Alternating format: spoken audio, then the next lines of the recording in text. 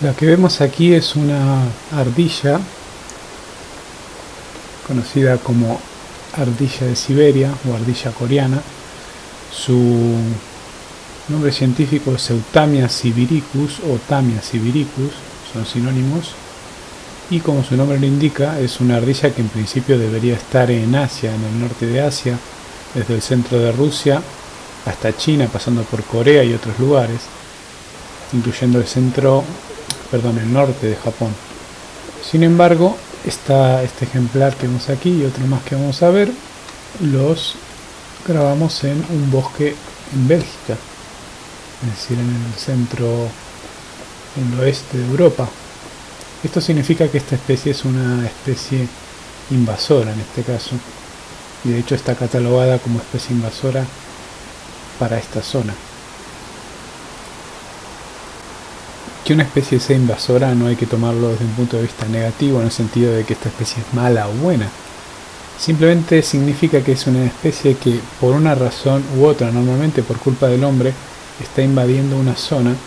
que no le pertenece y por lo tanto alterando el ecosistema de una forma que naturalmente no correspondería si es que esta especie se hubiera desarrollado sin injerencia del ser humano o de otra cuestión natural, pero digamos desequilibrada con lo que sería el transcurso normal de las cosas. Con el paso de las décadas, las especies se van arraigando a ciertos ecosistemas, a ciertos terrenos, a ciertos climas, a los bosques, a los océanos, a los desiertos, por ejemplo, pero el azar y sobre todo la intervención de los hombres, como acabamos de decir, hacen que ciertas especies sean transportadas de determinadas latitudes a otras por error o de forma intencional. En este caso, esta ardilla que estamos viendo, esta especie de ardilla, está introducida en Bélgica originalmente como mascota y tras haberse liberado o haberse ido escapando ciertos ejemplares, se reprodujo en la naturaleza. Esto puede tener ciertos impactos que pueden ser en principio negativos sobre las especies locales o especies foráneas. Y hay muchos ejemplos de este tipo de impactos en diferentes países del mundo. Las especies invasoras por definición son los perros y gatos, que digamos que ya trascienden esta categoría de invasores, en el sentido de que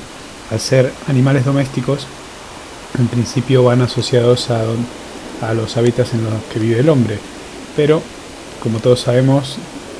sobre todo los gatos son animales que no solo consideran su territorio a la casa de su amo, por llamarlo así, sino que también hacen incursiones en los territorios naturales cercanos, como por ejemplo los bosques donde vemos esta ardilla.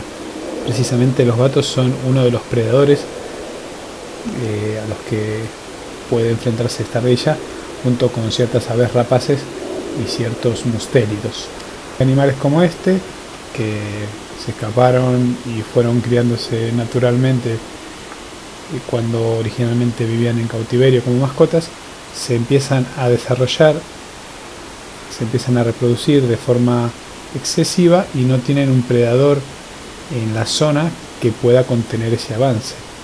Esto hace que modifiquen el medio, como acabamos de mencionar. Todo esto no quita que es hermoso ver a estas ardillas desarrollando algunas de sus actividades más normales, como son comer y lavarse.